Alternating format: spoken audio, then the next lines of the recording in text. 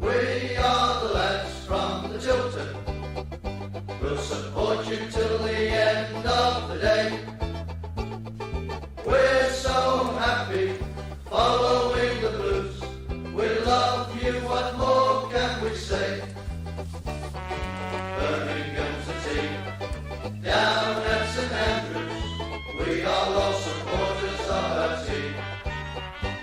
The chant of Super Blues, ringing all around. Now all you blue boys know what we mean. We are the lads from the Tilton. We'll support you till the end of the day. We're so happy following the blues. We love you, what more can we say? Let's see you in the cup, singing our song, helping and sharing the load. It's worth the point at home when we sing together. We're there at the end of the road. We are the lads from the Tilton. We'll support you till the end of the day. We're so happy following the blues. We love you, what more can we say? We have the team that's tops here at St Andrews. They're gonna give us what we're longing for. It's Birmingham forever, let's hear it from the stand. So come on City, sing this song once more. We are the lads from the Tilton.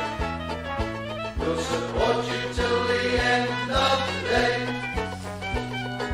We're so happy following the blues.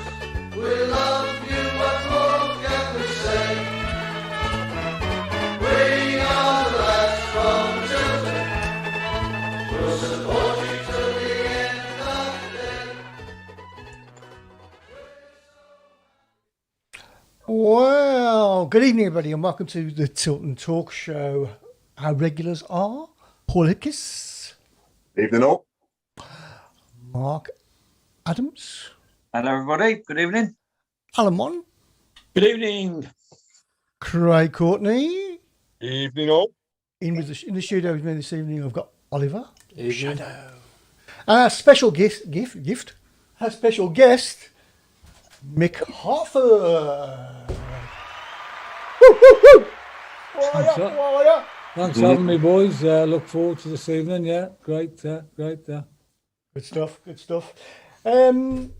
Mick, straight in. What are you doing now? Me, I'm at that club you beat last week 3-0. The club you beat early in the season 5-0. Yep, both times. So I'm assistant manager, come head of recruitment at Luton at the moment. I went back in about 6.5 years ago when Nathan came back. So I've been there quite a while this time, but I've flitted in and out of jobs. But I've been at Luton now for nearly 7 years. Right. Okay. Yeah. And it's your team, isn't it, Luton? Really? Well, Sunderland are my team. Yeah. Are they? Oh, right. Okay. Yeah, I'm from Sunderland. I'm a Sunderland fan. Always will be. That's where I was born and bred, and I followed Sunderland all the way. Still do, and having a few bad times. So I'm sticking by them. But Luton's really, really close to my heart. I've got to be honest with you. Really close to my heart. And was you ever linked to, with a coaching role at Blues throughout you since you've sort of finished playing as well, Mick? Or no, not really. No? I've never been offered. I mean, when I speak to TC, who's my best friend, and the lads who played for Birmingham, we actually said it the other night. We'd have loved the opportunity to go back and play the game there, or coach there, whatever, and gone back there, but we never really got the opportunity. Because looking at the opportunity, Paul, yeah, looking at yourself and obviously TC as well, you know, goalkeeper coach at Manchester United for a long time. I would have thought a phenomenal coaching team, wouldn't it, as well? Yeah, well, Tony had an illustrious career at Man United with Fergie and those great teams, and I was fortunate enough to get a job when I retired. I played nearly till I was nearly 39, and I got an injury, and Joe Kinney offered me a coaching role at Wimbledon doing the under-23s, and I've stayed in football ever since. Brilliant. And do you enjoy it as much as ever, Mick? Still passionate about it, absolutely. I love match day more than anything. Nowadays, you know, when you're a bit younger, you're really excited about the coaching and that side of it, and getting out and getting the lads organised and having good training sessions, which are still going every day, and watch them. And but it's more the match day experience for me. I really enjoy that, and I prefer that at the moment. Yeah, and you haven't done too bad. Apart from last week. We've saved our best performances, haven't we, of the season for you? And you probably saved worse for us. It's incredible. 20% of our goals this season have been against Luton. Yeah, so I said, look, take it easy today, boys. It's the next club of mine now. But no, it's a real coincidence, because I mean, I wasn't at the 5-0 result, but I was there obviously the other day when we got beat 3-0. First half, there was nothing in the game, and could have gone either way that game, and that's the championship. You know, it's so up and down. Results are crazy in the championship sometimes. Yeah. We upped our game massively after we scored, didn't we? It just grew us in confidence. Scored the goal after we got the first goal. Yeah, and the second goal just after half time, 30 seconds after half time, and took a slight deflection and went through our back four. And to be fair to Taylor, he's finished it off well. And then you go chasing the game a little bit, and you leave yourself a little bit wide open. And after that, you had total control of the game. And in all fairness, deserved to beat us. Yeah, that's very honest of you, Mick.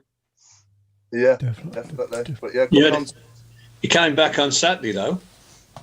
Yeah, I bet you're glad about that one. Yeah, we played well. Well, I didn't mind too much. No. Hey, they were singing shit on the Villa as well. Yeah, they were singing shit on the Villa. I thought I needed to lose that. We don't say that word, Villa. You can say the other word, but we don't say that word. Should we get straight into the game on Saturday? I know it's not going to be good for Mick, but Paul, your views on this game? I thought we played well. We got the lead, and I thought, here we go. Come on now, you know, let's get the second goal and let's pull away. And it was just so unfortunate, the equaliser they got. And I mean, I haven't seen it enough times to go mad about it, but it looked offside to me. I don't know if anyone can correct me, but again, it's another error from the officials if he was. And, you know, it didn't look like he... I wasn't sure whether or not he'd actually touched the ball, but even if he hadn't, he's interfering with play there, isn't he? Getting in Everidge's eye line. Yeah, it was a bit of a mystery to me, that was. I thought, has somebody seen something that I haven't seen? That's what I thought, to be honest. You know, I thought, I'm going to shut up here because I won't make myself a fool. Yeah. To me... Yeah. Offside, yeah. Blatant, half of my side, but it was great to see Jordan James get his first goal. Fantastic, great goal. And then, you know, even going 2-1 down, I like the fact our heads didn't drop and we kept going and going and going. And in the end, we're fully worth the equaliser, and we could have even gone on to win it in the end, couldn't we? But, you know, them three, Hernandez, Bacuna probably didn't have his best game on Saturday, but even so, you know, those three, and Gary Gardner, I mean, how much has Gary Gardner upped his game since he got the armband? Yeah. A new lease of life, hasn't he? And Ryan Woods as well, I think. Ryan Woods, Gary Gardner, I'm hoping when Deeney comes back as well, he'll be the same, you know, with all these good players around him now and better players. Yeah. We'll start to see a different Troy Deeney as well when he's back. Will he get in? Yeah, it's going to be hard seeing how he fits in, really. Yeah. But coming back to the week's events, obviously, the news that Ian Dutton's been promoted to MD, I think is great news for us. Definitely. You know, I've known Ian quite a few years, and I think he'll do a great job in that position. And I just hope he's given what he needs to do, what he needs to do. You know, that's the only, not concern. That's the only question I'd have is hopefully he's got enough resources, you know, to do it. But now we've certainly got, you know, Craig Gardner doing well at what he's doing. I think Lee Bowyer's a good manager. I think Ian Dutton will be excellent in that role. So now we've got people in positions in the club that are actually good, you know. But yeah. I mean, go on, Mick. Go on, Mark. Sorry, I was just going to chip in about the game on Saturday. Despite the freezing cold, so it's -3. Yeah, it was. That's usually our goal difference, not the weather. But no, it was great. I mean, Taylor. I mean, he's just added a different dimension. We said it last week. Yeah. Taylor's been superb. Gardner was superb. Maxine Collins. They all were. I mean, they all put a shift in, and it was really. I know we didn't win, but it was thoroughly enjoyable. It was a really enjoyable game. Going back a few months, we might have lost that game, mightn't we? You know. Exactly. And then there's night again. Bowyer's name was sung out loud from about 75 minutes. His name was just ringing round. So we're all behind him. Oh, you know. I mean, again, all this nonsense online of Bowyer's not the man. He's not used to the championship. It's all nonsense. Just get behind him. A bit of faith in him. I agree. We're 16 points clear of relegation now, and that's huge progress from last season. Absolutely. The only wish I would have is, most of our best players are not our own, are they, at the moment? We've got a lot of loans in there, but I'd like to at least get Hernandez in and Taylor in the summer. If we can sign them permanently, that'd be great. Obviously, it depends on if Norwich get relegated, they might want him back. Who knows? I'm not sure if his contract's up, but I'd love him to sign for us because for me, he's been the best one out of the lot of them, in my opinion. I think he's just brilliant. He's with his pace and his directiveness and the way he goes past players and the way he finishes as well. These goals have been really good. According to the statistics on the BBC website, we only had 29% of the game. Now, these stats drive me mad, as you know. But can somebody who watched the game live, I only listened to it on the radio, tell me that was a true reflection of what we did in the game? Because I can't believe it. No way, Alan. I don't think it was at all. I think we got, I'd say 50-50. Yeah. I don't know where they got that stat from. Oh no, yeah. I actually put that stat up and thought, have I got the right game? Yeah. We more than matched them. We have, plenty of possession, plenty of not clear cut chances, but half chances and so on. I mean, Etheridge was a passenger for most of the first half. Yeah, we look really comfortable. No, I've got to give a shout out as well to the fans. What amazing support! That video that's circulating of keep right on. That's blues of old. That's proper old school fans. It was like the old Blues were back. It really was. It was a real good, almost say like a feel good factor. It's fantastic.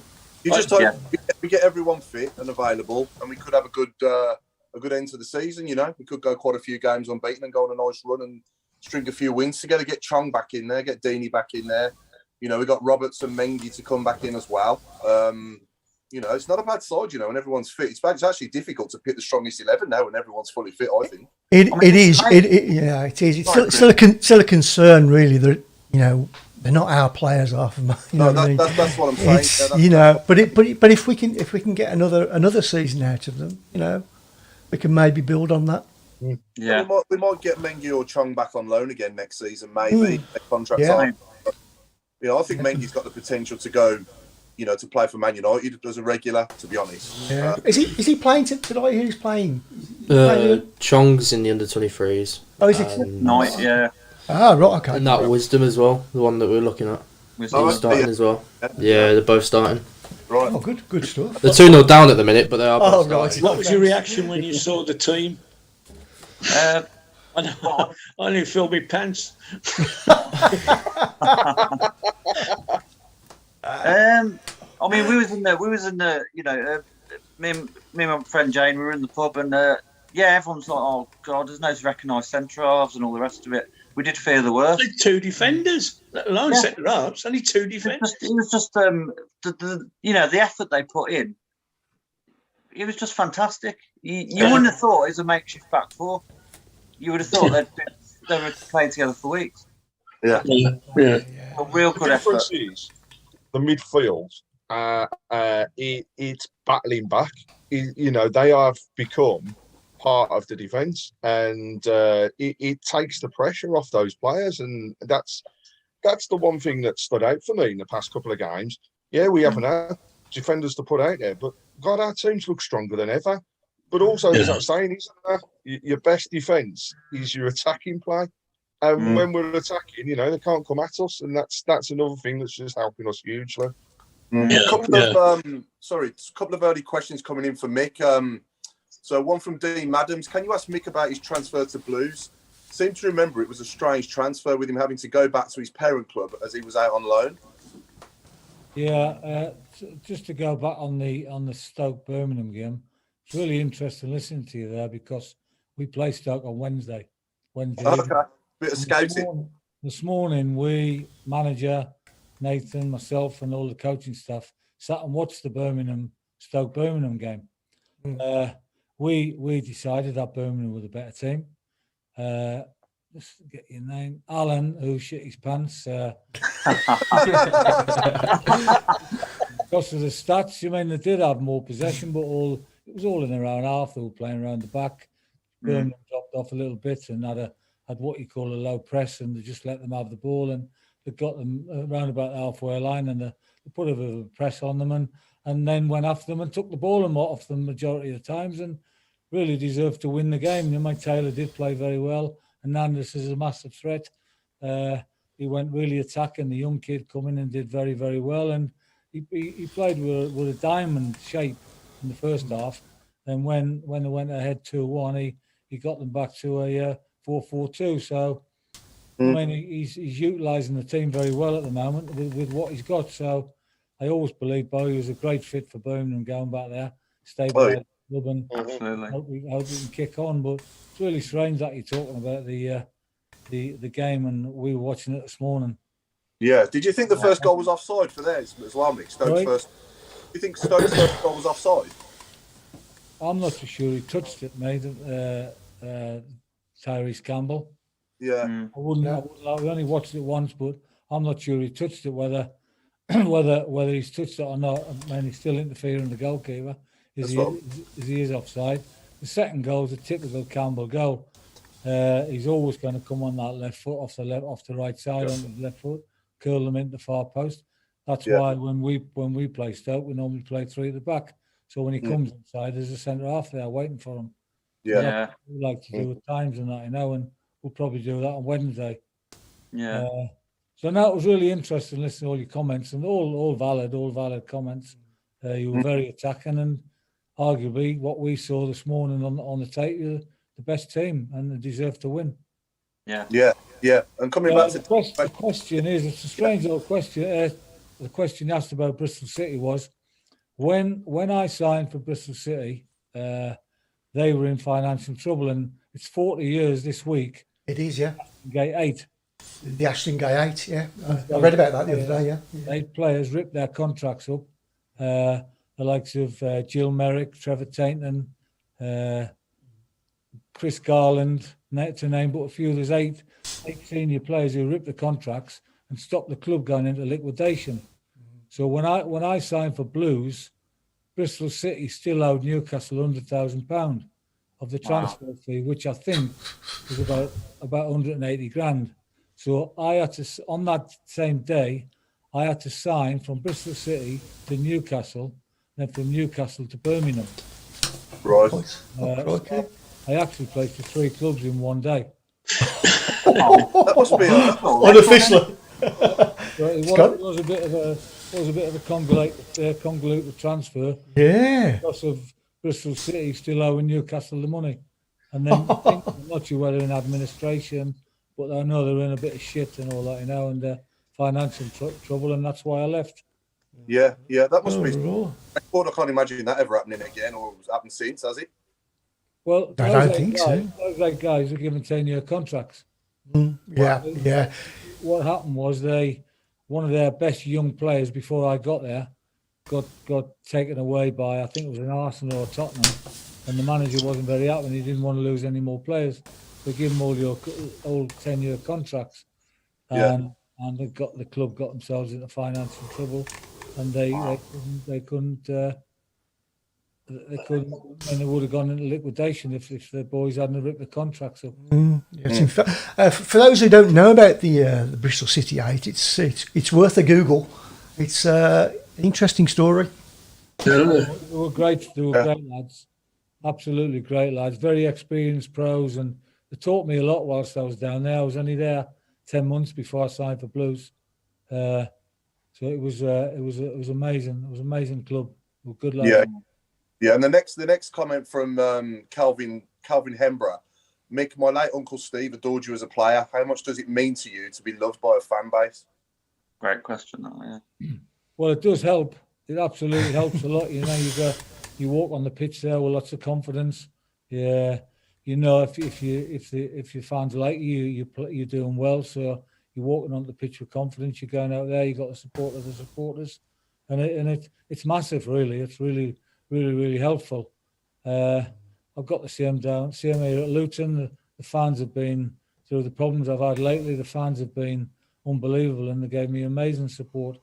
I mean, I'm ever thankful for the Blues fans, the way they treated me, and still coming on here now. And you, crikey, yeah, you're very well loved. Absolutely loved, yeah. It's an honour, all the football players that's been through Birmingham City Football Club, and I appreciate you having me on. But it's massive. It's massive to players having the fans behind you, the confidence it gives you. Yeah, absolutely. Yeah. Violet Stone's asking, what does Mick think of VAR, and do you think it's needed in the Championship? I think on the big decisions, maybe on obviously the big, they've got the goal line technology in the Championship. Yeah. I mean, this is a real tricky subject, but I worked for the Premier League when I was out of work about 8 years ago, and I was a delegate for the Premier League, and what I did was, believe it or not, I used to assess the referees. And it was a real interesting job, and the referees, you'd go in there and say Chelsea played Liverpool, you'd turn up at Chelsea 3-4 hours before the game, sit with the referees, have a coffee, get to know them. They tell you all the structure, how they're going to work, how they're going to manage the game. They'd have a tactical analysis about way Chelsea play and Liverpool play. Really technical stuff and all I know. Something which I never knew they actually spoke about, and some of it went over my head a little bit in terms of how they actually manage the game as referees and linesmen. Mm-hmm. And whilst I was doing that job, 99% of their decisions were right. They didn't get any wrong and all I know. And I take my hat off to them. I know they make mistakes.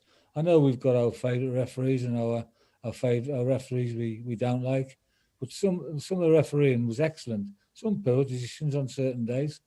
But I think VAR now is part of football with the money that's involved in it. They've got to get the decisions right somehow.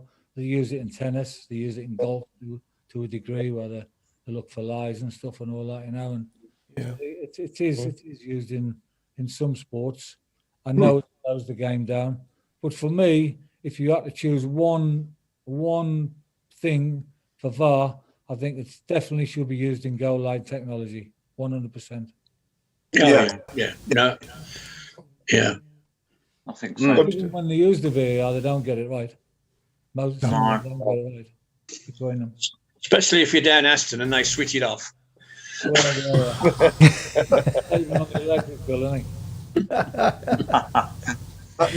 What you say there is right, because if they would have referred to VAR then to get involved, once they weren't sure whether it crossed the line or not, then they should have basically helped them out, shouldn't they? A couple of questions. Violet says, Mick, you're an absolute legend. Jason says, Mick, what's your advice to the younger generation of players? That's a real good question. When I was a young player at Lincoln City, I remember my first training, one or two first training sessions. I remember stood next to a boy called Dennis Booth. I don't know if you remember Dennis Booth. He played for Hull and Lincoln, and he was a real good player. He was one of Graham Taylor's proteges. Real knowledge of the game, and I was playing in midfield then, and he said to me, Mick, what are you running around all over the place for? He said, just fucking stand still. And I said, why don't you piss off and all that, you know? And I haven't got my buttons in it. And whenever I see Dennis now, I say, Dennis, I'm really sorry about that, about what I said to you. I take it all back. you give me the best bit of advice anyone's ever given me. So my advice to young players is listen to the senior players. Listen to the people who've been there, seen it and done it, and heed their advice, and make sure you look after yourself. Yeah. Do you give that advice to your players at Luton, Mick? Try to. Try to show some of them the dark arts and all that, as you know, they're still needed in football somehow. Yeah. So no, we try and we like to think we've got to have a reputation of buying players and then turning them into better players and selling them or making them better and improving them, and that's our aim when we sign the players, to improve them as much as we can. Yeah. Mick, there's a couple of comments coming in. One of them, just wondering if you should remember, but comment around a certain Sam Allardyce giving you a whopping great smack into the face and splitting your lip. Couple of comments on that, and one person in particular asking, did you want to go and get him afterwards? Well, I mean, I still carry the scars for that challenge. It was a real horrific day. That was. I'll never forget it. It was on bonfire night, believe it or not, 5th of November. Oh, right. What year? But Kevin Broadhurst played a ball around the corner, and I've turned to run after it. And the next thing I knew, I've woke up on the pitch. I've woke up, and I spat something out my mouth. And I was lying there. I thought I spat my tongue out, and I blacked out. And I saw Trevor Peake. That's the first one I saw, and I blacked out again. Then the next thing I knew, I was going down the tunnel. Because in those days, you used to go down the halfway line and down the back of the stand to the dressing rooms. So next thing I know, I woke up, then I blacked out again. And next thing I know, I'm in the ambulance with the alarm bells going to hospital. Then I blacked out again. And bizarrely enough, the next thing I know, I'm lying in the hospital in the bed, and I've still got my kit on, still got my blues kit on, still got my boots on. There's a load of blood down the front of me. I've in no pain whatsoever, feel okay, not a headache, anything. And I said to the nurse, I said, what's going on here? She said, you've got a bit of a problem. I said, what is it? She said, oh, well. And as I started to speak, my lip was messed up and all that, and she said, oh, we're going to operate you on at 7 o'clock. I said, okay, is it that bad? She went, yeah, do you want to have a look? I said, no, I don't want to have a look. And it had gone clean through. Sam had whacked me, and my lip went clean through and broke my nose, and my teeth dropped down a little bit, all my gums were shattered and everything, and the first person to come in with my clothes was Howard Gale. He come walking in with my clothes before I had my operation. So he got away from the ground pretty quickly. And a lady come in to visit the person on the next bed, and she looked at me and fainted. And I said, ain't that bad. So Sam did get me, he caught me a beauty. And about 4 or 5 years later, we were playing Huddersfield in the Cup. I was playing for Luton, Sam was playing for Huddersfield. And I vowed always to try and get him back. And I spoke to Brian Steen. I said, Steen, you just leave this one to me. And I threw elbows and arms and elbows and tried to clatter him here and there. And I did catch him once. It was just a trickle of blood come down the forehead. And all he was saying to me, he said, I know why you're coming after me. I know why you're coming after me. But since I've spoke to Sam and all that in the past, and I've met him, I spoke to him at dinners and LMA meetings and stuff and all that, and that's the way it was in those days. You went to war a little bit, and I wouldn't say we're friends, but I believe you never even got a yellow card as well, is the comments that are coming through. Wow. No yellow card. My Lord. For that. Are you sure the woman who fainted when she saw you in the bed wasn't just starstruck? I didn't recognise my lip all over the place. So if that's the case, do you think that your reputation as somebody who went in hard is just? Well, I wouldn't say. Listen, I don't class myself. People say to me, "Oh, Mick, you're the hardest player." This, I don't class myself as that. I class myself as quite brave. I'd put my head and challenge, a bit like Robert Hopkins, really. Brave. He'll go anywhere. He'll go into any tackle, go into any challenge, and I wasn't frightened to do that, you know. And I got cuts and bruises, but I give a few out, you know. And so that was how I would class myself as a brave footballer. Not hard. I wasn't hard. And what was your favourite away ground to play at, Mick? Which ground did you enjoy the most going to play? My first ever away game for Birmingham was at Liverpool. Baptism. Scored, 1-0 up. We just beat Brighton on the Saturday. We played Liverpool on the Tuesday. And I scored from about 25 yards. And I'd always wanted to play at Liverpool. That was the first time I'd ever played there. And to see the Kop and those red shirts, it was. I loved Liverpool. Loved the atmosphere. It was the challenge playing against what was such a good team. I really loved playing up at Anfield. Yeah. Mm-hmm. Yeah, that's good. Am I right? You went and played for Wimbledon for a while, yeah? I did, yes. Yeah. Is it true you're the only player that didn't take any liberties with the crazy gang? Yeah, they did. Yeah, they what they did in the hotel room, they put some fish in my bed and all that, you know, and put some raw fish in my bed. But they never really come near me. They were a bit scared of me. Like Fash. Vinny was my best mate at the time. He's my mind. Vin was. Yeah. Here's a question from Dean Madams. He says, did it take Mick a while to adjust from Blues grass to the Luton plastic? When I went to Luton, we were on grass. Oh, was it? Oh, right, okay. Yeah. Oh, well. We were on grass for about 2 years, I think, before we changed plastic. So it was really strange. The plastic pitch was a massive advantage to us. We had some real good players at Luton, with respect to every other club, you know. But when I went to Luton, aside from Birmingham, we had some. Luton were down the bottom of the league, and how they were down the bottom of the league, I don't know, but I do know because they needed a bit of strength and they needed a bit of a spine. And they bought Steve Foster, and they bought myself, and they bought Peter Nicholas. They bought a young lad, David Priest from Walsall, who was a fantastic player. Then they started winning games 1-0 and 2-0. And we just had a real good team of real technical players.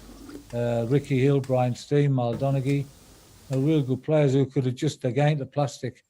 So, and in that season, believe it or not, our away record was just as good as our home record with a plastic pitch on the first time we had it down. Because you won the cup, you won the League Cup, didn't you? Yeah, we won the League Cup in '88. Yeah, I remember. Arsenal, didn't you? We beat Arsenal 3-2. Then following year, we went back and we lost to Forest. Right. You scored there, didn't you, Mick? Scored in the second game, yeah. Yeah, scored in the second one. What was that like, Mick? Scoring at Wembley? That was amazing, wasn't it? Even though you lost the game. Yeah, it's your dream. It's your dream, you know, to play at Wembley, just to play there. You know, I was there in '73 as a Sunderland fan, and go back as a player, as a professional footballer. It's your ultimate dream, really. And score there, it's what dreams are made of, really. Yeah. Okay. Yeah. And they won the Football League trophies, they Luton. Were you there when they won that? I was a manager. Oh, you was a manager, of course you were. Yeah. That's the year we were deducted 30 points. Yeah. For illegal fees going into bank accounts and for going into administration by the Football Association. So we were deducted 30 points. That year we got relegated into conference, which is about 10 years ago now. And we stayed in the conference for 5 years. I left the club when we went in the conference.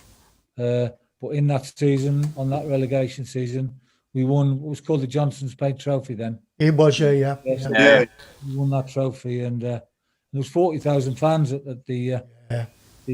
Wembley. So hats off to the fans. That must have been a proud moment as well, leading the team on. Yeah, that was unbelievable. Yeah, and in such sad circumstances, really. You know?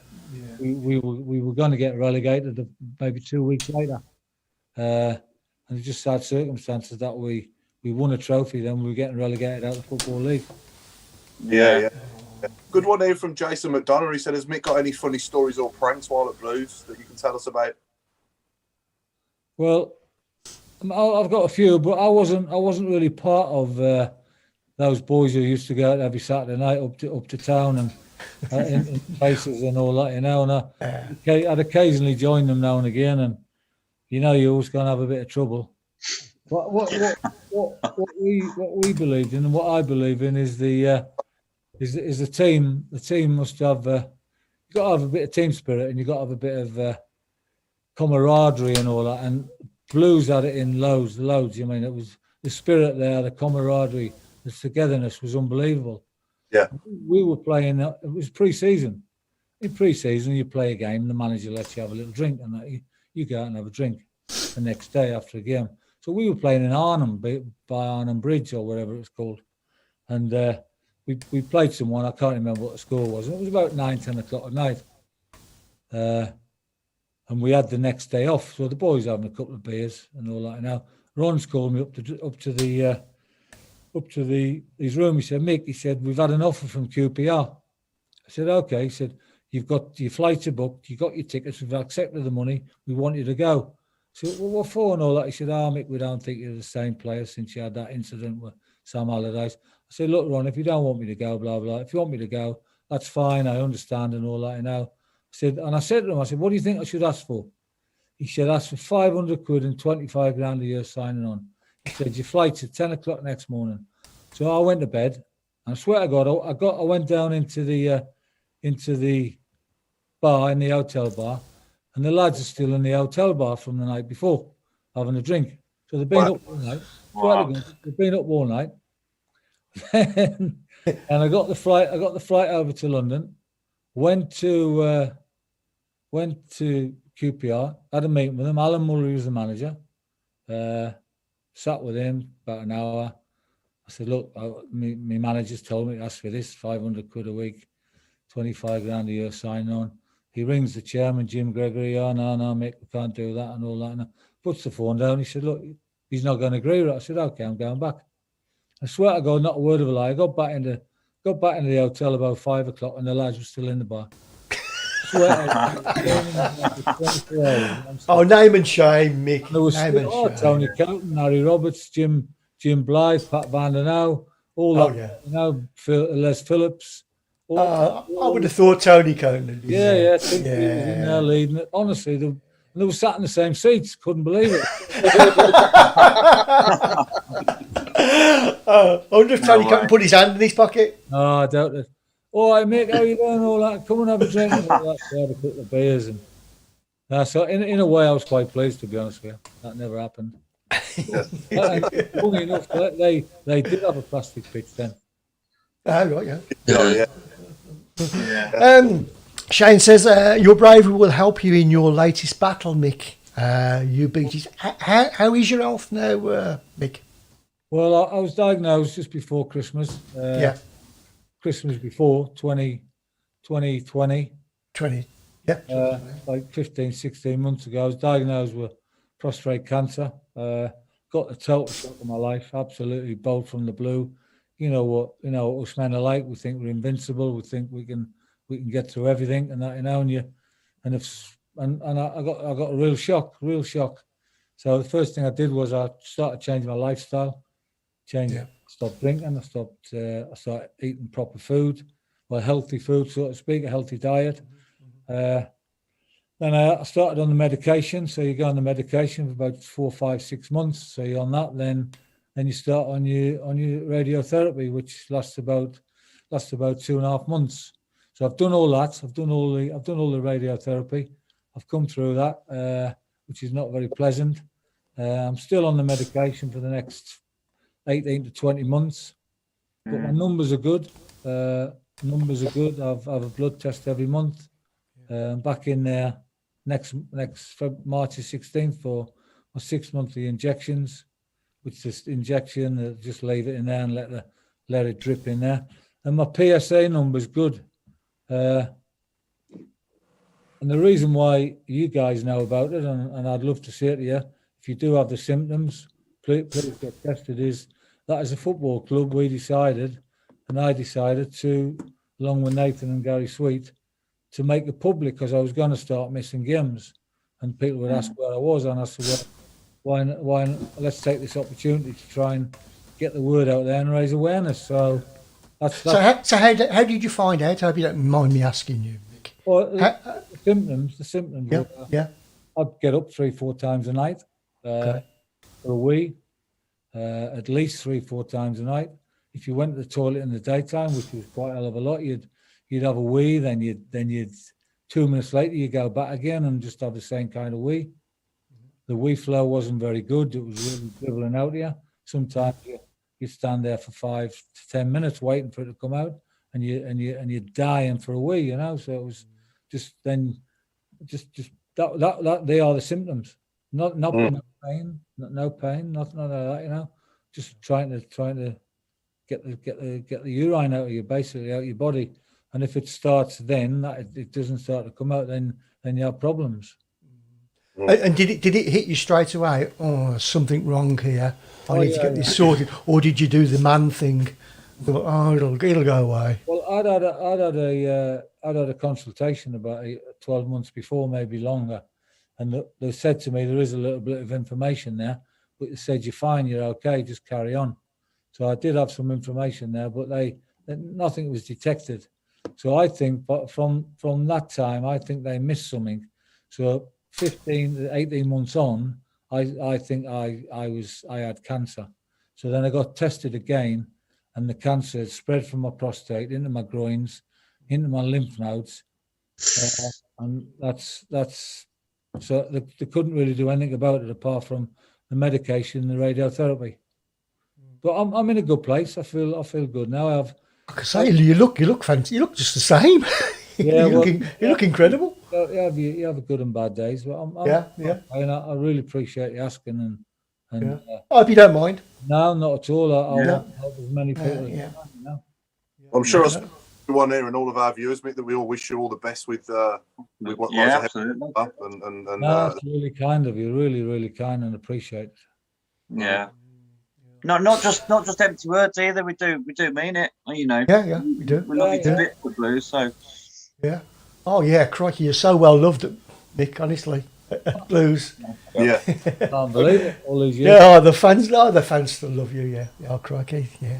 Yeah. 2 games have come up on quite a few occasions. Questions before the show and also tonight as well. And those 2 games are massive as far as the club were concerned. Those games at Southampton and Coventry. Coventry. In the league. Yeah, brilliant. What do you remember about those games, and what stood out really about them all? And you know, I suppose at the end of it, what was it like to be in that dressing room? Well, I'm not just saying it because you're on here and you're fans of Birmingham City and you've been loyal for years and years. I still watch that video now and again, one especially. When Ian Andy-Sides, God rest his soul, he bends the geezer the wrong way and crosses the ball, and I head it in and I run towards that side of the pitch, and you guys are going mental and all that, you know, and it's an unbelievable video, and the scenes is incredible, absolutely incredible. And it was the same down at Southampton, you know, down at Southampton, where really Hoppy should have scored. Hoppy had a marvellous chance header. I think Shilton's made a good save, come back off the post, and I volleyed it in, and just the crowd reaction and the reaction you got, you can, you know, the support the Blues fans used to give me and all the lads, you know, it was immense. That was the thing that stands out for me. Yeah. Did you have your own song, Mick? Did Blues fans have a song for me? I did when I left, I think.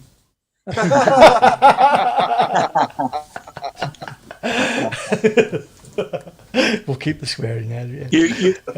You came back as a Luton player and scored again. I think we went down in the end that year. You came back and scored against us, didn't you? I'll never forget that game. I came back. The game was played on a Sunday. That's right. Yeah. We played on a Sunday and we won 2-0, and I scored 2. Oh, you brought us right back down now. We hate you. The following week, I was chosen for the England squad. The following week. So, well, if you get 2 against Birmingham, you've got to get in the England squad. Yeah. That must have been a proud moment. I remember it vividly. Absolutely remember it. Yeah. Yeah, it must have been a proud moment for you, Mick, getting your first England cap. And 2 England caps you got, was it? 2. Wasn't it? Two, yeah. Two caps, yeah. Somebody Who said were they earlier- against me? One was against Israel in Israel. Yeah. And one was in Denmark at Wembley. Yeah. Okay, so someone said earlier it should have been a lot more than 2 caps. Well, I was in the squad for quite a while. I never got on the pitch on a lot of games. I sat on the bench, and I mean, it was really bizarre. You mean when you look back, and my debut, strange enough, Des Walker was on the bench as a young kid. What a player he was. Gazza was on the bench that night. Yeah. And I was 28 then. I mean, and they were the up and coming players, the star players coming through and all that, you know. Yeah. So I used to train with Gazza, and my big pal when I was in the English squad was Chrissy Waddler, because I played with him at Newcastle. Right. Okay. Yeah. I wanted to put this out there as well, if I may. Now, there's been some great news today. I don't know if anyone's heard, but Masters football's coming back, isn't it? Oh, I saw that. Oh, yeah. And Keep an eye on it. Come on, Mick, get your boots on. it's been away for 7 years, and it's something I used to love it all the time. And Yeah. you played in something, didn't you? Back in the when was it? Now, what did Blues play in? Did Mick play in? The Soccer Six. Soccer Six. The Soccer Six, yeah. We won it two or three times, I think. Yeah. I Mick remember played that, in the... I think it was Atari Soccer Sixes, I think. That's right, yeah. That was it. Medal downstairs. I've still got the winner's medal downstairs. Would you say? Would you say? Sorry, Mick. Would you say that was bigger than winning at Wembley? That was brilliant. Really enjoyed those. Yeah, they got some crowds as well, I remember. Yeah. We had some really good technical players like Kevin Dillon and Kirbysley, and Gailey with a bit of pace and all that, you know. And yeah, it was really entertaining times there were. Oh yeah. What would our team be now if Blues were in Masters football tomorrow? What would our team be? But we haven't got anybody that age, have we?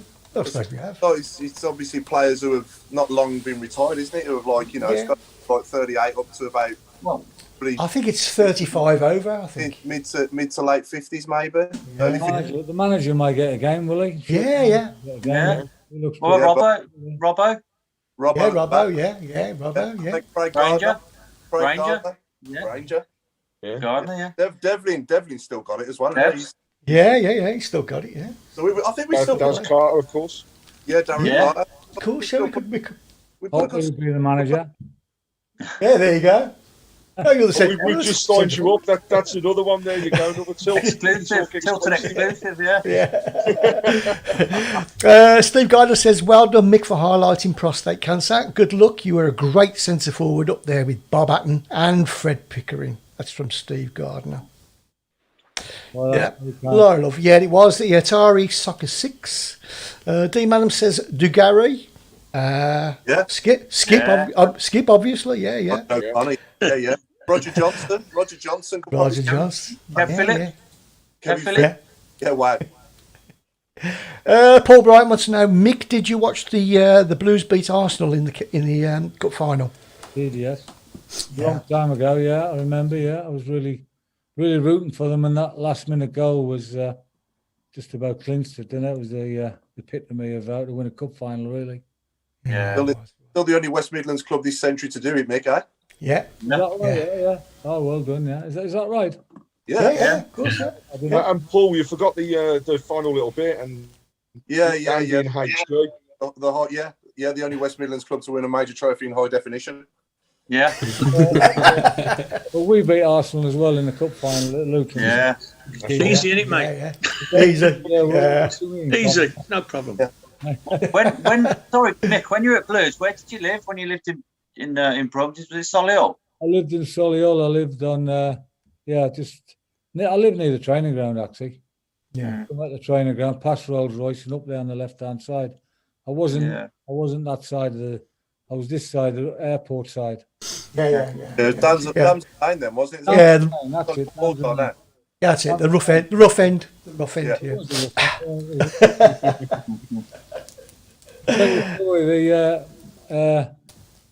Me and Mark Dennis went out there one night. Me, Mark Dennis, his wife, and my missus. We went out one night, and we come back in. We got in about 3 o'clock in the morning.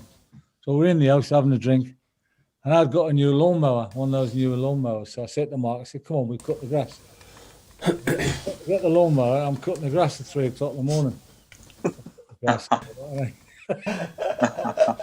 was on those electric mowers and making a load of noise and all that, and anyway, put it away. No one said a word. And about 2 years later, I'd moved out of there, and Keith Birchin had moved into the road.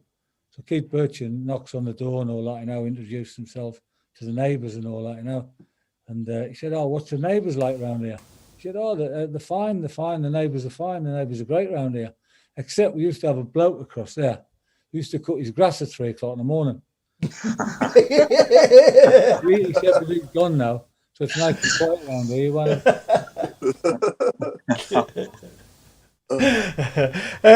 Shane says, how did Mick's family feel about him scoring for Blues at Roker Park, and you scored a hat-trick against them for Derby?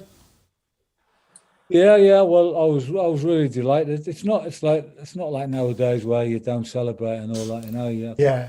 I think you celebrate more when you scored against your old club. I never forget those days. Never forget those games at Roker Park. Brilliant to go up there.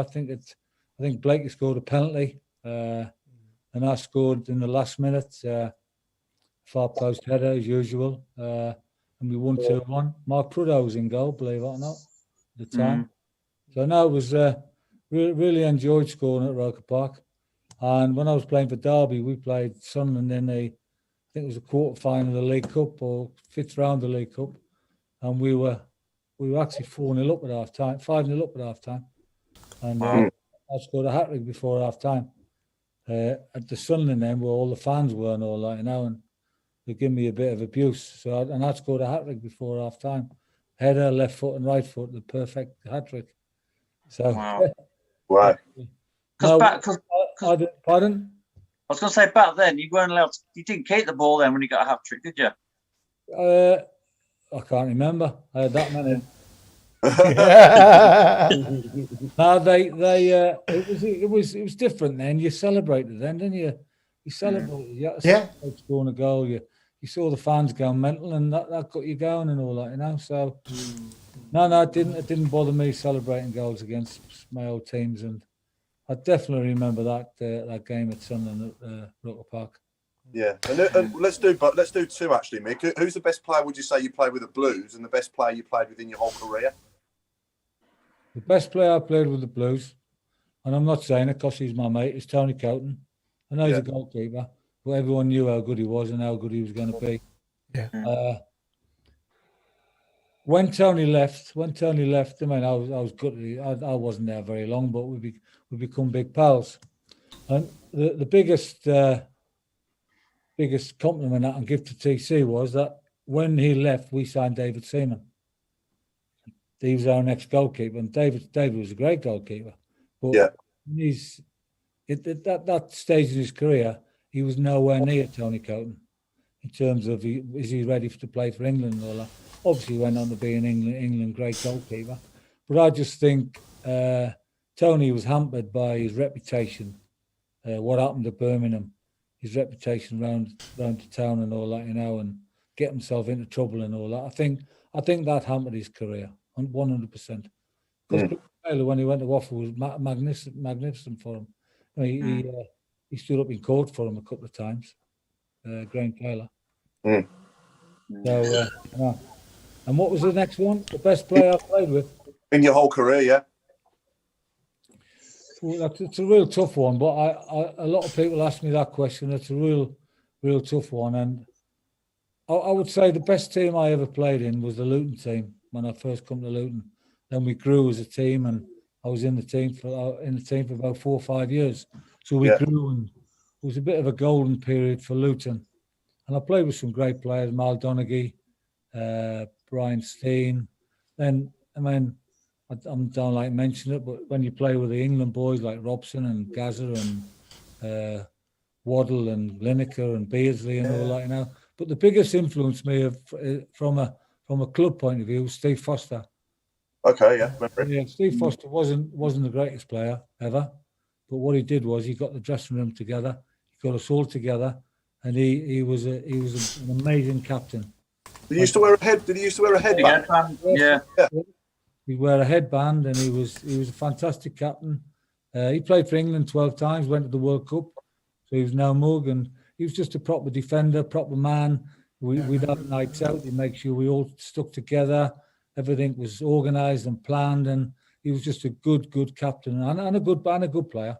So for me, it'd have to be positive. Obviously, there was a lot more players who were more technical than him and better footballers, but on the field, and he'd play with injuries. I'd see him with pins through his wrist and all that, bandaged up and cut eyes and stuff. And I thought, you can't play. I said, I'll be all right. And he put himself out there. Yeah. Amazing. Yeah. And you wouldn't see that again. Yeah. No. Who would you say the best players you've ever played against? Or who was your toughest ever opponent? Again, I get asked this quite a lot, and when I answer the question, and when I try and just think about all the players who you played against, obviously you look into the top division, and you look at Butcher and Osman, and you look at O'Leary and Adams, and you look at the Man United boys, Steve Bruce and Gary Pallister. You got Alvin Martin and Tony Gale, and there's some amazing footballers, amazing players, and even I'm going to mention Ken McNaughton and all that, at Villa and that, playing against those boys, they're tough boys and all that, But the one who gave me a hard time, and who I thought he was a brilliant footballer, brilliant player, and really, really good bloke as well, and tough as nails, and he's the only one who's left one on me apart from Sam Allardyce. And I thought, this is a tough game. Always found it to be a tough game. It was Paul McGrath. I thought Paul McGrath was a brilliant centre half. Could do a bit of everything. He had a bit of everything. Yeah, absolutely. And a certain Paul Devlin has just said, "Big Mick, one of my heroes, along with Tony Coton."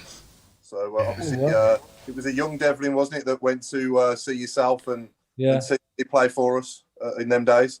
And another one about it was easy for me to pick my best friend as the goalkeeper, as the best player I thought of, but the one who, and I'm not just going to say because he's everyone's hero, and he has got blue blood. The way Hoppy was, the way the love and the passion he had for the football club, and he took us along the road, Hoppy. He brought us with him and all that, and he brought me along there, and that's why I love Birmingham City. I love the fans, I love the club, and he got me into it. He really got me into it. So Hoppy's a big influence on me when I was at Birmingham. Yeah. And Alan, what are your best memories from Mick's days from that era as a fan? A goal against Tottenham. Again, we were in trouble. Header on the far post. Home game. So we needed to win, and we did, I think. That was, that was an I remember important goal. I think it was at White Hart Lane, actually. Was it? Okay. I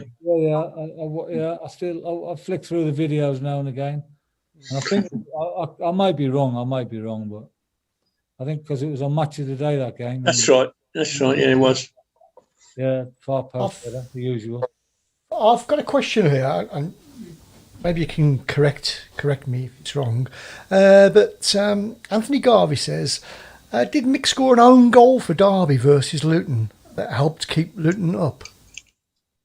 I did, yes. I did. That's why they like me down here. We were playing Derby. We were playing Luton on the plastic pitch. Derby season was over basically. Luton had to win to stay up, and I never forget that they had a free kick about 35-40 yards out in the left wing position, and a young kid called Jason Rees took it, who used to clean my boots, believe it or not, when I was at Luton. And I've gone for a header. I was in that zone, that front post zone.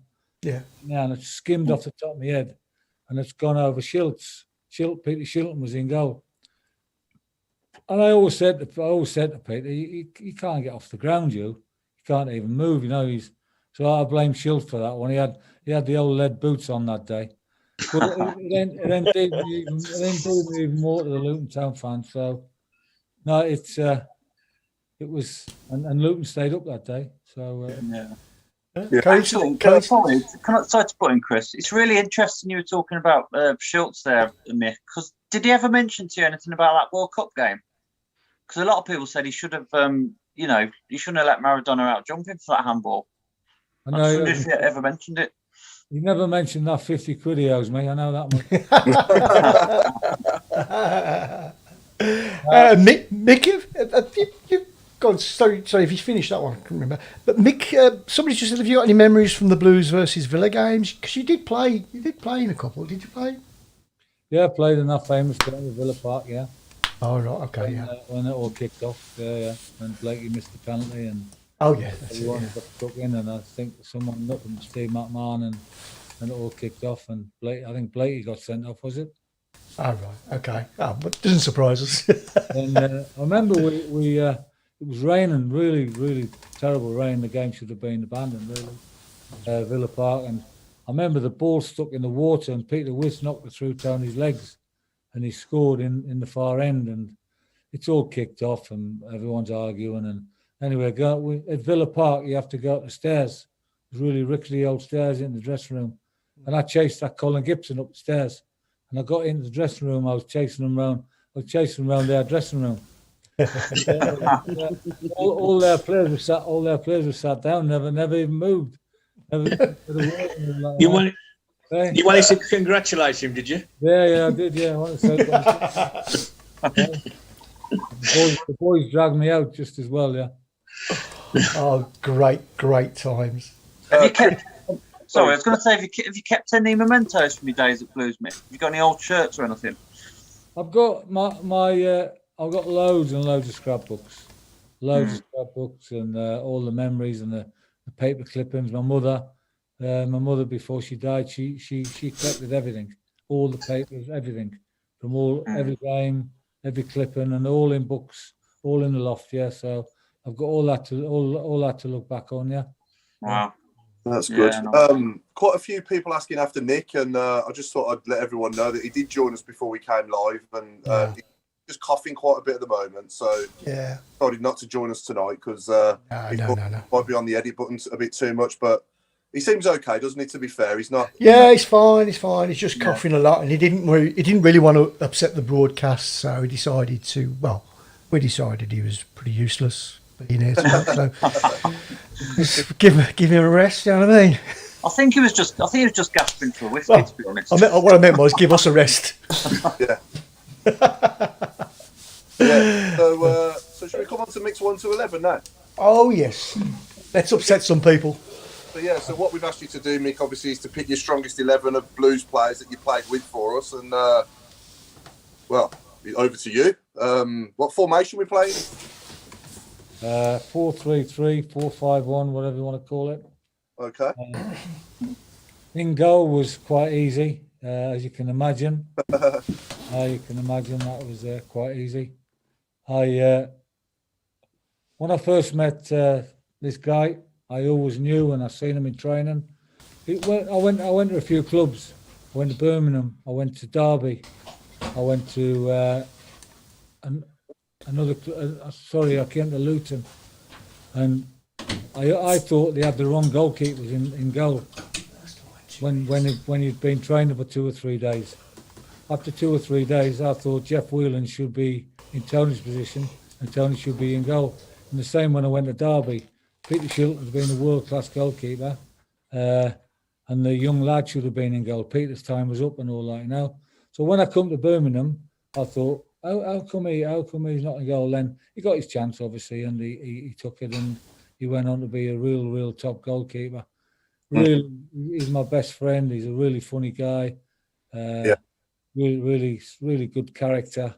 Had a great time in the game, and just a arguably for me one of the best ever goalkeepers to play for Blues. Yeah, we had him on a couple of months ago as well, Mick. Yeah. So he kept telling us about his book. He kept telling us about his book all the time. He kept saying, No, I read it. Oh yeah, I was going to say that's 3 of us. Did you get a mention though, Mick? That's the question. If you got in his book, that's fine. But did you get in? A little bit now and again, yeah. Only if you owe money. Right back. This player was Irish. He was, in my opinion, one of the best fullbacks in around at the time. A very marauding character, great lad in the dressing room, fantastic footballer. Give his heart and soul to every training session, every game, and he knocked that ball. He'd run down the line and cross it. And I was fortunate enough to get on the end of a few of his crosses. That's David Langan. Mm-hmm. Yeah, who I believe was a top fullback. He lost caps for Ireland. I don't know if you remember him, you guys. Yeah. Oh yes, very much so.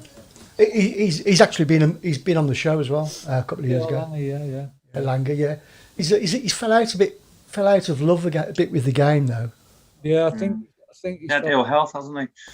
Yeah, he's not very healthy. He's had a bit of a hard time and that, you know. And a few years ago, we had a testimonial for him down at Oxford, and Jim Smith was one of our managers. So we had a real good laugh and a real good time, and we just raised some money for Dave, you know. And top man. He's been in touch with me since I was Pooley, so really. Oh, right, okay, yeah. It's great fullback though, and the thing is, speaking to him so softly spoken, you think this can't be David Langham. You can obviously tell how young I look. These are a bit before my time, but I have heard a hell of a lot about, you know, all of them, all of these. Yeah. You know, I had a photo with David Langham when I was about 4. I think it was like an open day. I was about 4, and there's a photo of me, you know, me with him. So I'll have to dig it out. Yeah. Great player. I remember one game I played, and we played Liverpool in the League Cup on a Tuesday night. We drew 1 each at St Andrews. It was a real muddy evening, and that, you know. And it was those days when, I mean, there was extra time. I think I scored. Langy crossed. I got on a near post and scored a diving header. And I remember I was stood behind Sue Ness, and Sue Ness has stuck one right in the top corner. I thought, oh, what a goal that is. Then we did the extra time. Then that was a Tuesday. And on the Thursday, we went to Anfield and played a replay. We got big 1-0 up there. Phil Neal scored the goal. And on the Saturday, we were playing again. I mean, and the complaint about playing games nowadays. We played Saturday, Tuesday, Thursday, Saturday in one. So the next player, who was when I first come to Birmingham, I just thought he was just a real steady Eddie, you know, real steady Eddie, really quiet lad. Didn't really. He's a bit of a dark horse, really, and he changed my opinion when he went to Everton and all that. You know, he's the first one to leave, and I thought he'd be the last one to leave this football club. Because I just thought he was a steady Eddie. But when you put him in certain positions, and he defended really well, he headed it, he was brave, he was a good talker, and that was Pat Van den Houw.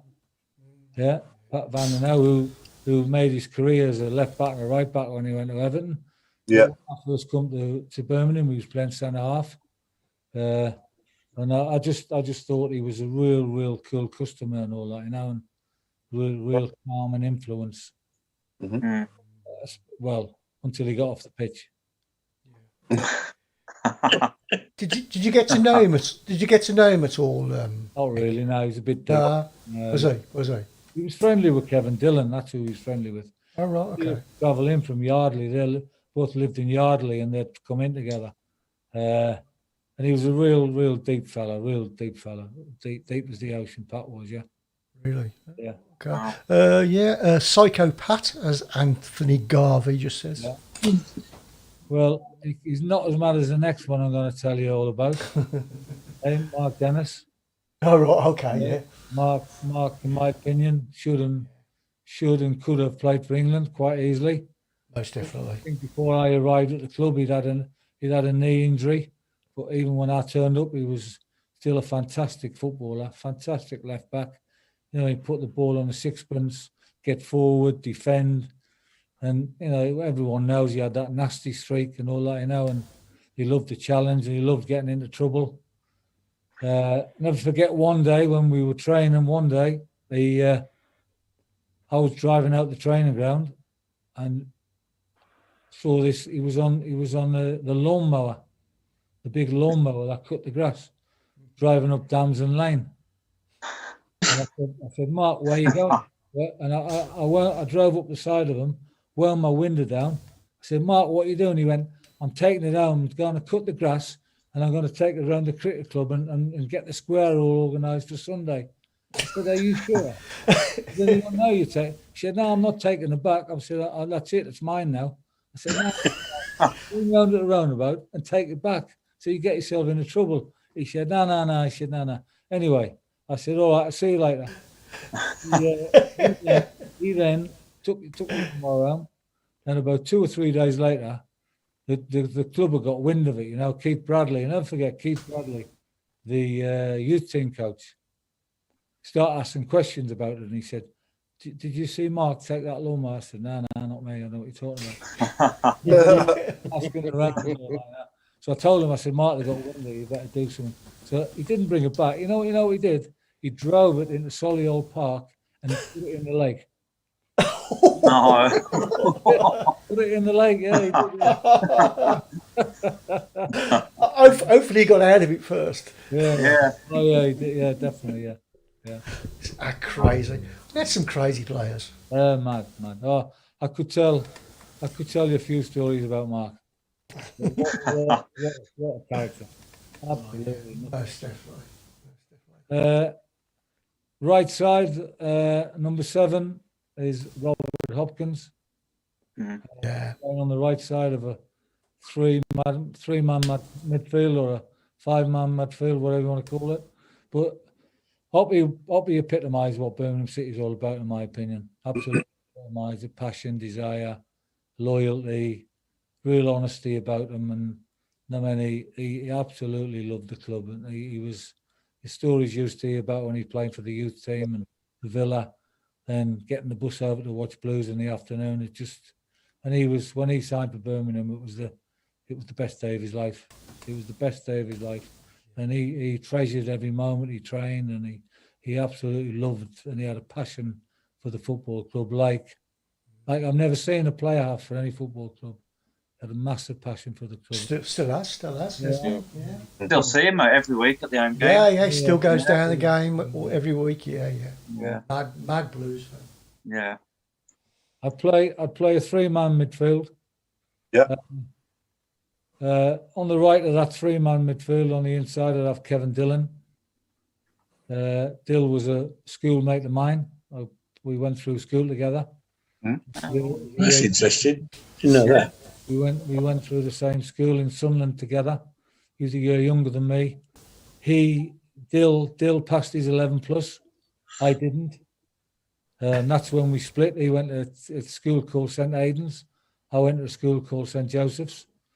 He went to school, and believe it or not, you're not going to believe this, in the same team with me and Dill was a guy called Mickey Hazard.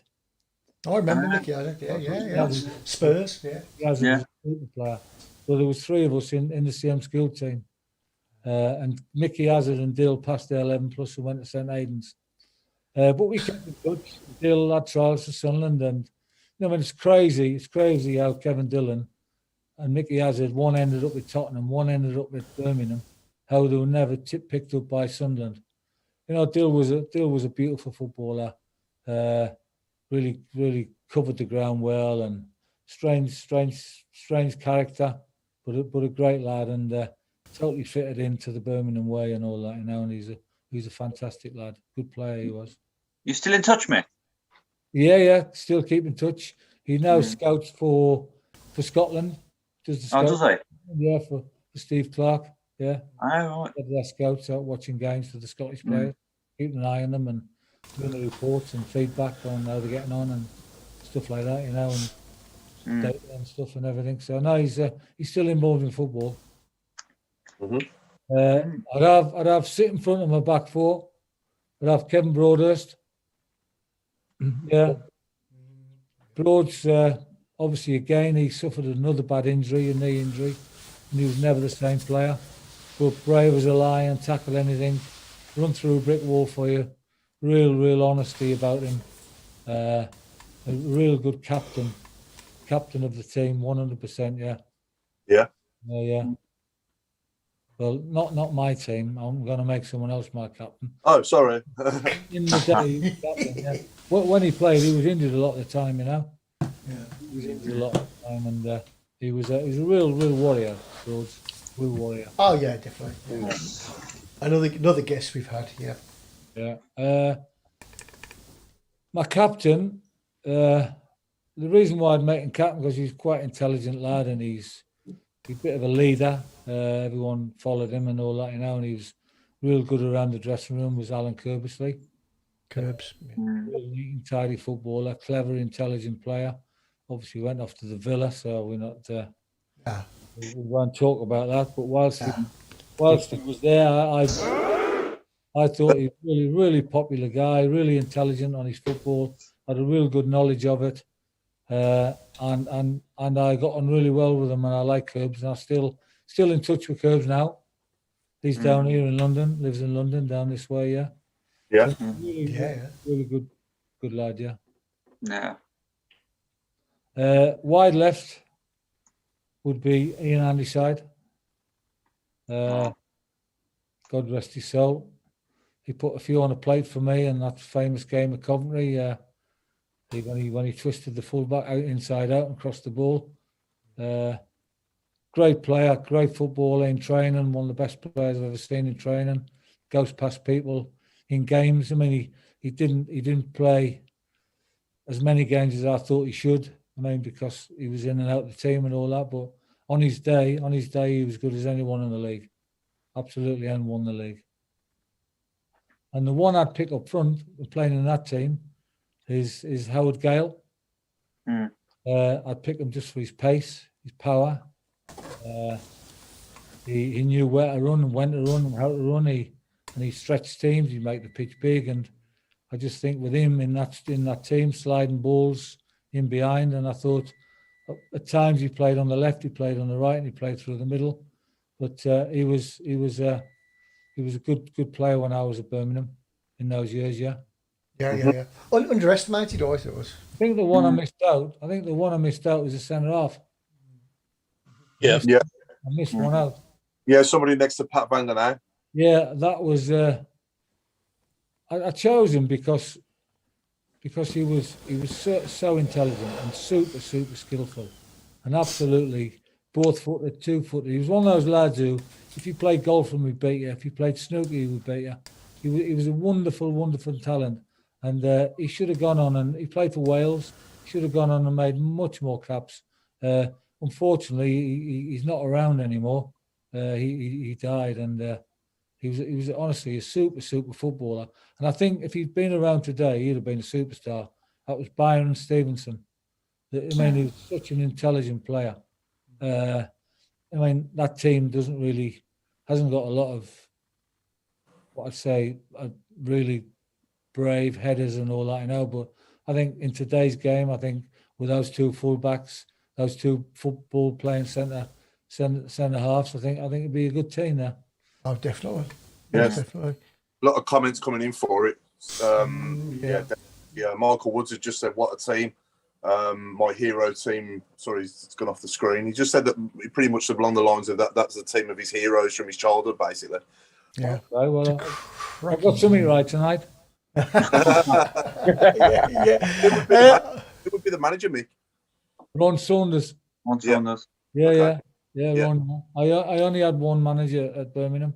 That was Ron, that might be a record. How did you get on with Ron? I loved Ron. Yeah. Loved him. Yeah. He taught me a lot. He taught me how to look after myself. He was a great character. He'd come and have a little whisper in your ear before the game and about who you're playing against and don't do this and don't do that. Real good manager. Really looked after the boys. He was a very strong character. He had a real care inside. Real. He was an aggressive centre forward himself. Yeah, he was. Yeah. I got to hold my hand up and say I did see him play. He scored 2 against Birmingham, and we thought, and he was a real tough nut on the field. Everyone seems to score 2 against Birmingham. Yeah, that's right. Yeah. Yeah. Following on from Michael's comment earlier about his childhood heroes, who was yours, Mick? Who was your childhood hero as a footballer when you was young? Well, that's pretty easy, really, because my team was Sunderland, and I followed them for donkey's years from when I was 5, 6. I followed my first game against Blackpool. My first ever time in London was at the cup final in '73. I was 14 years old. When I was 15, I packed in playing football. When I started working, packed in playing football, and I followed Sunderland around the country. Yeah, all over the country, home and away. That was my passion. Then I got back into football somehow, and I got back in and playing again when I was about 17, which I'm really glad I did. My heroes of that time was my favourite all-time player of Sunderland. He's actually an ex-Birmingham player. Was Colin Todd. Oh, Toddy, yeah. Played for Sunderland, and he was a superstar, fantastic player. I thought you was going to say Lee Camp then. Just going back to that cup final, that was some cup final. That was the cup final everybody wanted Sunderland to win, but didn't really think it would happen, and it did. No. What a cup final that was! It was all. I mean, there was a guy. I mean, I could name all those players on the pitch, all the Sunderland players and the Leeds players. And there was a guy called Richie Pitt. No one knows who he is. He was only a fullback. Yeah, he was a 19-year-old. He played left side centre half, and the ball's gone on the touchline, and Alan Clark's got it, and he's cleaned him out. He's actually cleaned Alan Clark out, and I still believe now that's why Sunderland won the FA Cup. Yeah, they cleaned him out, and they took the fear away that day and all that. And Sunderland played well, and obviously that great save by Jim Montgomery. Oh yeah, yeah, was that double save, and I still believe that's the best save I've ever seen. He went on to play for Blues as well, didn't he? Yeah, with the goal, he came down, Monty. Yeah, come down to Blues. Yeah, I want to read this couple of quotes. Jason says, "I didn't have the chance to watch Mick well before my time. What an inspirational guy, and what a legend. Loved listening to him tonight." From Violet, she says, "I just want to say, Mick, your stories I've loved listening to. I've laughed so much tonight. I've also found it emotional when you talk about your cancer. But on behalf of all Blue Noses, I hope you keep up your fight and it all goes well." Thank you very much. Very good. That's Violet and Jason. Are we doing the last 15? Have we got time? Have we got one lined up? I've just thought of one with Mick on, obviously. Okay, 7 minutes. The coincidence of obviously us throwing tennis balls on the pitch while Mick was there the other week for Luton, and anything to do with tennis and football. There we go. Tennis and football. Tennis and football. Easy, that should be. It's a word association, Mick, that we do. So, word association, tennis and football. I'll kickstart then with Peter Lovenkrands. Love it. Yeah, well done. Should we talk about the game tomorrow and Saturday? Yes. Get our predictions in now. Come on. We'll let Oliver go first because he's been quiet all night. He's been. Get close to the mic. It's gonna be hard because the manager and Paul Ince is in charge at the minute. So it's new manager bounce more than anything. But I think there's something like 1,900 Blues fans going. Yeah. So that's quite good for a Tuesday night, to be fair. Oh, fantastic! Yeah. You're going as well, yeah. Mhm. Yeah. But I'm gonna say 3-1. 3-1 Blues. Yeah. Ooh, right. Okay. Go on. I've got one. Go on. I see Wimbledon won tonight. Yeah. Wimbledon.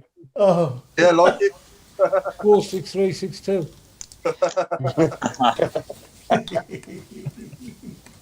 Well done. Well done. I'll go 2-1 tomorrow. 2-1 tomorrow night. It's not normally our guests get one, do they? No. Yeah. Well done. I'm going to go. Sorry, Craig. You're going to. No, I was going to say, I know they've got that new manager bounce, and I do agree that sometimes it picks up. But I just think they're in a really bad position at the moment, and we're actually we're high up on should we say a bit of a crest of a wave. So I quite fancy us for a 2-0 tomorrow night. At home, they've been. I think that they haven't won in their last 10 at home, and they've drawn 3. Oh no! Don't say that. No. I think we'll get a good draw. I think we 1-1. 1-1. Okay. As Mick has pointed out, everybody scores 2 against the Blues, so I'll go 2-2. Yeah. I fancy a win. I'll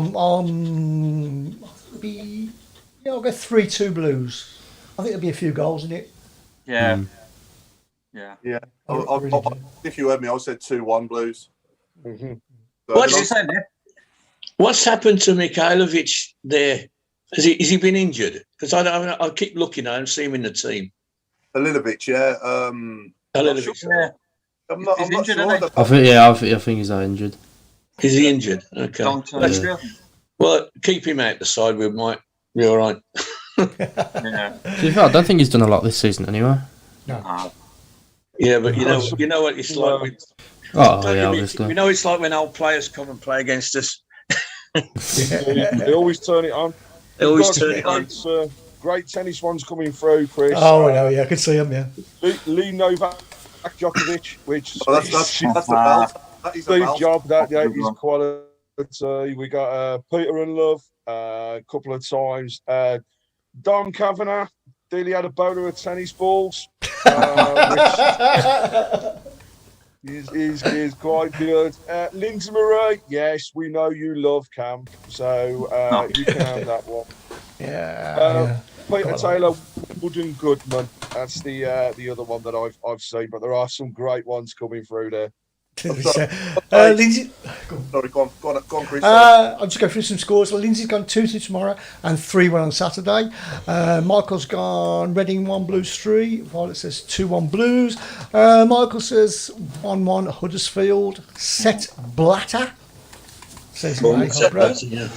Yeah. 1-1 Dom Kavanagh. Away Blues 2-0 against Reading. Quite a bit of confidence there. Yeah. Davy Davies, Cup. David. Like it. Steve Deuce is on. Steve Deuce. Yeah, Steve Deuce, the class one, yeah. I like Right, what about Carl Court? Carl Court. Paul McCarthy's gone with Paul Robinson squash. Steve Gardner says, first Tilton Talk I've listened to, it won't be the last. I saw you play your first game for Blues. Thanks, Mick, and good luck with your fight. You can beat this evil disease. Great listening to your memories. That's from Steve Gardner, a first time Tilton Talker. Welcome Steve. Anthony Garver, Gary Lineker. No. Terrible. Peter Bonnetti. Decent. Yeah. Decent. Lob Hatton from that's a good one. I like that. Yeah, I like that one. What about Rudy Volley? Instead of Rudy Voller? Not bad.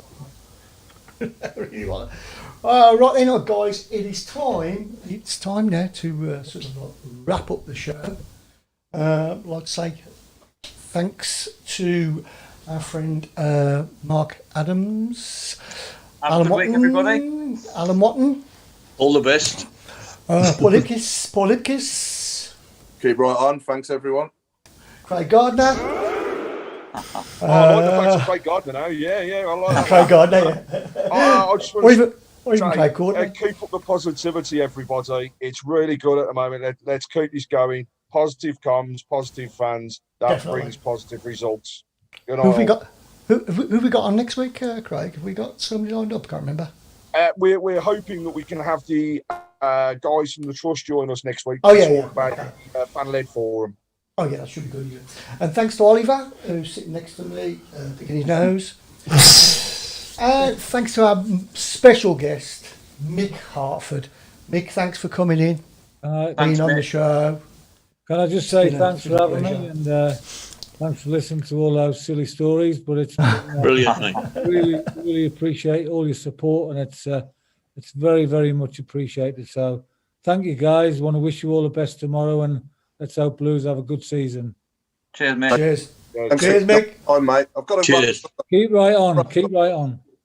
Yeah, cheers, Mick, and you, mate. Go on, one. Tennis and football. Ian, backhand decides. Very good. Excellent. Excellent. Down at St Andrews, we are all supporters of our team. We chant of Super Blues, ringing all around. Now all you blue boys know what we mean. We are the lads from the Tilton. And we're off.